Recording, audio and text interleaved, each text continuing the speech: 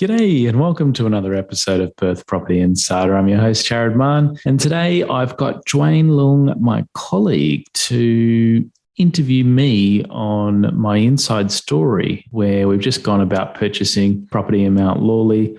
Got lots of takeaways to share with you, including our process, my thinking, and some of the key learnings. There's going to be lots to cover, so we've broken it up into two parts. And in this first part, we're going to look at how I set my strategy and overall plan for the property, how I created a budget and chose the suburbs to look at, what were some of my key criteria for the property, what were the non-negotiables as part of that, and how did I go about my search. Some nuggets in there.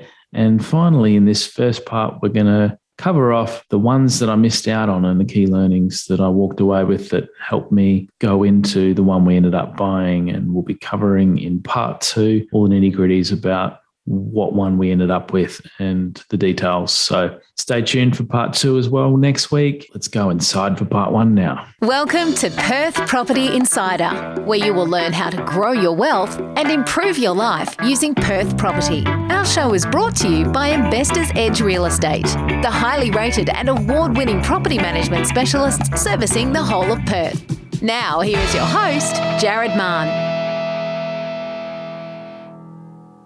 Hey, Jewayne, thanks for joining me today to chat about my inside story on my Mount Lawley purchase and all the takeaways and learnings I've had. Thanks for joining me, mate. Oh, it's a pleasure, mate. It's always great to talk investing with you. So I'm hoping today to take people inside the process around my most recent purchase of a property in Mount Lawley, I guess, cover off my thinking and some of the learnings. And it's not because I know it all. I'm still on the journey too and learning along the way. And you'd know that I go through the same emotions as any buyer does.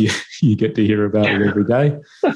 And I guess more of my motivation around sharing this is because I thought it would, I guess, help people see the inside view and help with their own investing, as well as tie together a lot of the past episodes where I've spoken about, investing in a hot market and ideal buying criteria and many of the other sort of strategy and mindset episodes that I've covered off, and give people, I guess, more of a real life example to anchor some of those things. And hopefully that'll help with your investing at home as I take you through them. So don't be put off, I guess, by the higher price point, because everything we discuss would potentially apply regardless of your budget. And as I started out in my earlier investing, I started out in the lower end, lower price points, and just recorded a podcast on an example of my first property, which was 189,000, Jewayne. Don't hear a price point and think, oh, this is not relevant to me. It's more the process, the thinking, and the learnings that I want to get across to you today. So, Jewayne, hit me with the first question. What is it? Jared, how does this property purchase fit into your overall plan? So, as you know, I've kind of more moved my overall strategy and thinking towards buying the highest quality of investment property that you can. The words investment grade are thrown around by people like Michael Yardney, Stuart Ames, who I follow, and it's to basically choose something that has a proven history of performance. And that's really shaped my thinking too, as to what I'd buy if I could buy anything. So we wanted to the suburb to have a proven history of performance. And then when we go about choosing the property, we want it to be a highly desirable location where I can rent it out and hold it forever. And I want this property to not only be desirable now, but universally through good markets and bad, and to be resilient for when the market is down, and to have had that more consistent higher end capital growth that's occurred in the past over at least 30 years. So that's how it fits into the plan. I want a high quality investment grade property that has had consistent capital growth and is strongly desirable in any market. So just to add to that a little bit, I guess, what happens with the rental yield for this type of property, Jared? I mean, your plan obviously at this point is long-term capital growth, but did that rental yield play any factor in your decision? Well, that's why, no two property criteria is the same for every investor. And while you might listen to some other people's podcasts that just cater to, higher end properties and more blue chip properties, is some people's philosophy. I appreciate that people are at different points in their overall journey. And when you start out, I suggest people buy the best quality of property that they can afford. And some people focus more towards cash flow initially, but I think the better approach is to focus on growing your capital base first. So this is definitely in that camp of growing your capital base. And there's trade-offs whereby the rental yield that I'm expecting is more 2 to 2.5% in favor of that higher 6 to 8% capital growth rate. Whereas if we go to the outer areas, we might get 5 to 7% rental yield and 4 to 5% capital growth. So if you can afford the ongoing holding costs, because it will be either neutral or slightly negatively geared, we'll go into the specifics of this property in a minute. But if you can afford that ongoing holding cost and factor in interest rates that are coming up, and I'm thinking in my head possibly up to 2% is the longer term projection, then my preference is to have that capital growth compounding in the background and me not paying tax on that compounding of the asset because it's not being sold. Whereas if you've got more of the income now, when I don't want the extra income now, I'm paying tax on that extra income. And as an overall return, I'm paying more tax on the income component now if it was a positive cash flow property. So that's my thinking and why I'm leaning heavy, if you will, on the scale of positive cash flow down here, high capital growth up here. I'm down the high capital growth end. So that is a good context to give people. Jewayne, good question. Awesome. And with this particular property, how did you go about setting your budget and choosing the particular suburbs to look at? So I think regardless of whether you have a low budget or a high budget, or whether you're focusing on cash flow or growth, I still think you should be choosing suburbs based on their rates of growth over the last 30 years. So I looked at the average annual growth rates over that time. I had a big research study compiled by REWA that I use in providing suburb recommendations to anyone that purchases a buyer's pack with us. So that's a very minimal cost that people can get our suburb recommendations. So I use that same data to choose the suburbs that I'm going to focus on. And when you look at what those suburbs are, and if budget's not a constraint for you, I was more choosing the western and inner suburbs because that's where the highest growth rates have been. And it's not necessarily the highest priced suburbs in Perth. So Dalkeith and Peppermint Grove, for instance, they've actually only had around 5% average annual growth rate, whereas suburbs like Mount Hawthorn, Wembley, Floreat, South Perth, Como, and Mount Lawley, all of these have had higher growth rates at the more 6 to 8% end, or more around the 6 to 7%. So that's where I set my focus, on the inner and western suburbs, because of this growth being the main key. And I started with a budget of 1.2 in mind. And as you always do when you start getting out there and realizing what you can get for it, I ended up increasing that to 1.6 as my budget. And I had to go and increase my pre-approval in line with that so that I could have a quicker and approval of once I found the property. So that sort of process probably took a couple of months to get really clear on what I was prepared to spend in that budget and see what I could get for it. Yeah, interesting. Just for all the listeners out there, every day I'd come to work, Jared would tell me about the properties he saw on the weekend and all of these amazing properties, but they were just outside his budget, and it kept creeping week on week. And suddenly we got to 1.6 billion. And for me, quite funny to see the pricing move up like that, because it's similar to myself looking for my properties. You know, it's the same thing. You start at a price point and it moves up. So I'm glad to see Jared partook in the same kind of strategy. Yeah, excellent. So Jared, now that you've actually secured a suburb, you've got a budget, what were some of those key criteria that you were looking at, and what were those non-negotiable criteria that the property must have? Yeah, good question. So I wanted the specific property that I would buy to have above 6% an average annual growth rate. And you work that out by going back and looking at what the past sales have been and grab the oldest sale, then calculate it out. And that is the only way to be ultra specific on what this property's done in the past. And a suburb can do one thing, but you care more about the specific property has done. It's no guarantee of future growth, but that for me is like the most important thing. If it's been proven in the past, there's more chance of it happening in the future. And then when I start dropping down to some of the more feely things, not just numbers, I wanted a quiet tree-lined street. I'm obsessed about tree-lined streets. You sure are. Oh, yeah. Yeah, it's definitely a possession. But, you just know that feel when you drive down it, and you want it to be really close to amenities and have other attractive properties around it. When markets are down and we're in a softer market, you're always going to get people still wanting to pay a premium for a great location over the ones that people trade off for now when the market's hot. So that is definitely big one for me. And it's what does the heavy lifting in my mind. And, Michael Yardney equates 80% of a property's performance to its location, and you just can't trade that off, in my opinion. So that applies whether you look in any given suburb. There's going to be great locations and, not as great ones. So Mount Lawley, where we ended up, was no different. Other ones I've got question here. For you there, Jared. Oh, yes. Sorry, just to interrupt there. What do you think with regard to location and the proximity to housing owned by the State Housing Commission? Does that play a factor in some of these non-negotiable things that you mentioned in relation to location? Yeah, so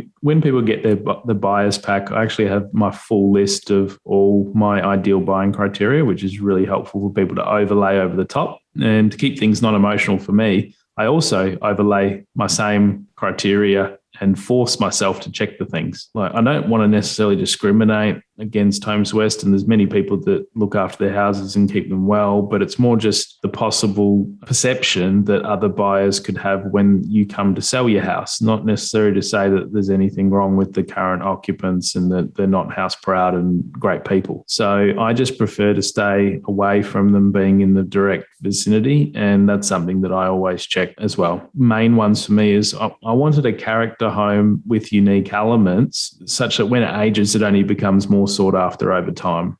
So picture the, LED lighting and the high ceilings and the polished boards. Like, people get pretty goo gaga over this stuff, both tenants and homeowners. And it's not like in 30 years, that's not going to be more sought after. A newer property now, in 30 years, it's going to be a dated property, and you can do things to make sure it ages well by the fittings and stuff you choose. But in 30 years, a character home is going to be just as sought after, if not more, in my opinion. So that's why I'm very in favour of that type of property. Does that make sense? 100%. Other ones, I did a whole episode on quality school zones, and you'll find pretty much that when you get a high budget, the school zone takes care of itself. But sometimes within a suburb, there can be different catchments that the schools have. So you definitely need to check which catchment a specific property falls in, and sometimes you can be surprised. So that is a really important underlying driver that can underpin desirability for an area and have all those homeowners wanting to move in continuously to send their kids there. So other factors that were non-negotiable was that I wanted the potential to either extend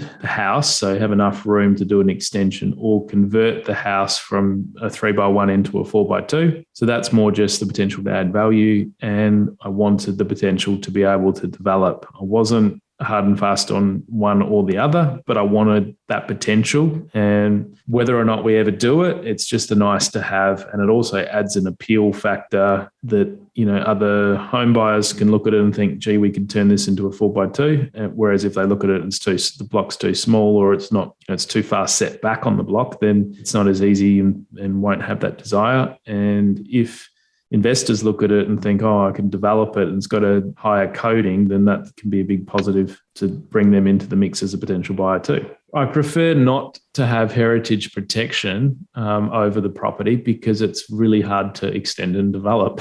And I got pretty keen on 1 or 2 properties and then found out, a lot of Inglewood and Mount Lawley is covered by heritage protection. And I looked at the requirements to do anything, and God, it's restrictive. So not impossible, but it was something that I preferred not to have as part of the overlay. So you can find that on the council website or by phoning the town planner and asking them. Final one was that I wanted the house to be rentable and not need any more than a minor cosmetic improvements. And I wasn't up for doing a massive renovation. I don't have the time. And I wanted to be able to attract decent tenants. And the area does a lot of the heavy lifting when you're in a good area. So you're going to have better tenants just by association and wanting to be in there for the schools and other things and amenities. But then, you need the house to be rentable enough so that I don't want to be dropping lots of cash and time getting it up there, if that makes sense. Sure does. Absolutely. So I guess from this point, you've got your key criteria. the ones that are Yep. non-negotiable. You've chosen your suburb. You've got a budget in place. And we've spoken about your plan. So I guess this is where we start our search, isn't it, Jared? I mean, The search how did was you go about starting underway. your search? Sure we, was. we finally kicked it off in late October, early November, and I reached out to all the main selling agents in the various areas. And I think it's really good to keep a contact log spreadsheet and diarise to do it every 2 months, I think, maximum, so that you can stay top of mind with people. And I like to just see who's got the most listings or who's had the most sold, give them a call, have a chat, tell them what your criteria is, and then email them afterwards through one of their listings usually, so that they have it on record and can hopefully let you know before other stuff comes up. And I registered email alerts for approximately 8 suburbs. So I also choose the option for get told straight away. You can choose like weekly, daily summaries, or usually straight away. So I ended up just choosing the daily summary. I think that was enough. I was getting too many emails. But surprisingly, it doesn't take that long to even check what's coming online for 8 suburbs. And I left the criteria to be really open because in this market, there's not that much stuff coming on, and it kind of helps to see, what 4x2s are coming on market for. And even though I'm focusing on finding a 2x1 or a 3x1, it was good to see everything that was coming on and, get a feel for the market that way. The third thing I did, which I hadn't thought about previously, was that I engaged a buyer's agent who does a lot of off-market sales. And that was one of my key questions to ask buyer's agents I know in Perth that we work with. And I ended up choosing one of them that had done a lot of off-market and specialised mainly in doing that. And I made the engagement agreement to only cover off-market properties that I would pay them for. So I did everything on market, and if agents brought properties direct to me, then I didn't have to pay the buyer's agent. But if they brought me something that wasn't on market, that I hadn't already been aware of, then I'd pay them their buyer's agent fee. So that worked really well for me, and I'm not sure if they will do it. That's a great idea. Yeah, it was good. It's a really great idea, Yeah. So it allows you to tap into properties that you otherwise wouldn't be able to. You can still do the research yourself if you're that way inclined. I think it's a really great idea. Yeah. I mean, I just saw it as if I could get into the market 3 months earlier or 6 months earlier and they gave me more properties to look at, then it's worth me paying that 2% because the market might go up 5% or 10% in the meantime, as it's looking like. So yeah, well, that's it, isn't it? I know that you've told me a fair few stories of some of the ones that you missed out on during the time of your search as well. A couple you were a bit upset about. So maybe if you could just give us some of the ones that meant the most to you, or the ones that you felt like you missed out on, that were the ones that you really wanted, and any of those learnings that you had from those particular dealings. Well, there was 2 that I went pretty hard for, and one of them was in South Perth and the other one was in Floreat. So the South Perth one, we walked away because offers went to a crazy level, 200K over any recent sale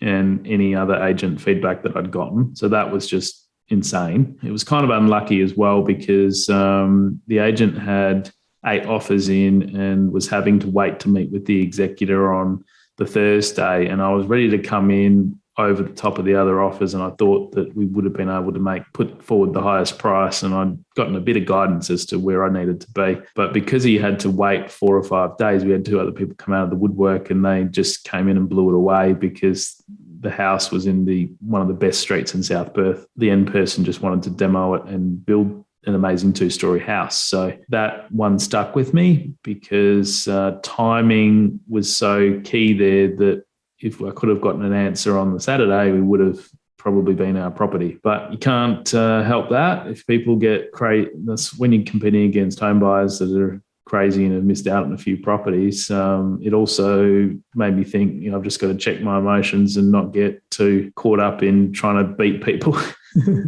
As I do. That competitive Jared coming out again. Yeah, it was. And the second one, we were probably even more unlucky on the Floreat one because we found out afterwards that we actually had the highest price offered and they went with the other offer because it was a cash offer and not subject to finance. So that was particularly annoying when you've put forward the strongest but cash was king. So my biggest takeaway from that one, yeah, you remember hearing about that probably. I certainly do. Someone wasn't very happy around the office that day. Yeah, had a rough start to the week that week. But I ended up speaking to my financial advisor, Stuart, and finance broker, Nick, and made the decision that I felt comfortable. I even also did a post on our Perth Property Investment Group, so it was good to get some of your guys and girls' thoughts on making a cash offer. And I decided that because I had pre-approval, the risk was worth taking, and that's such a personal decision, and I'm definitely not telling you what to do there. But having the pre-approval at least limits your risk, because if you end up making it a cash offer and you're not obviously subject to finance, if you don't get your finance and you can't proceed, you forfeit your deposit and you can potentially be up for any difference in selling price if they don't sell it for the same again. So it can be pretty worrisome, and I'll go into that in a minute.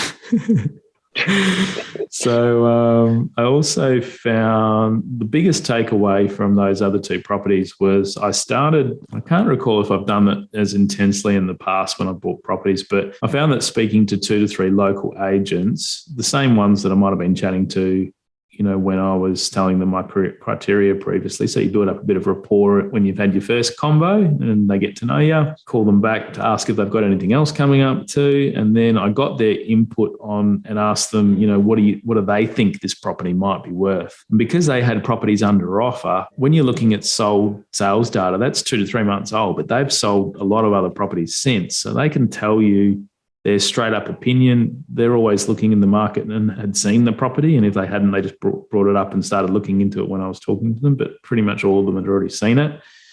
And when the market's moving so fast, you need that cold face opinion on price. And that just gave me so much more confidence to be able to offer what I needed to, because if I was basing it on sold data, in each case, I would have been just way off the mark and the market had already moved on. So that was probably a huge takeaway from those two as well. That's a really good lesson, actually. And I think a lot of our clients can take that on board because, like you said, the data we all look at through different channels like RP data, by the time we get there, it's 1 or 2 months old. And the rapid movement in the market, well, that could be a couple of $100,000 in some instances, So I think it's a very good lesson there.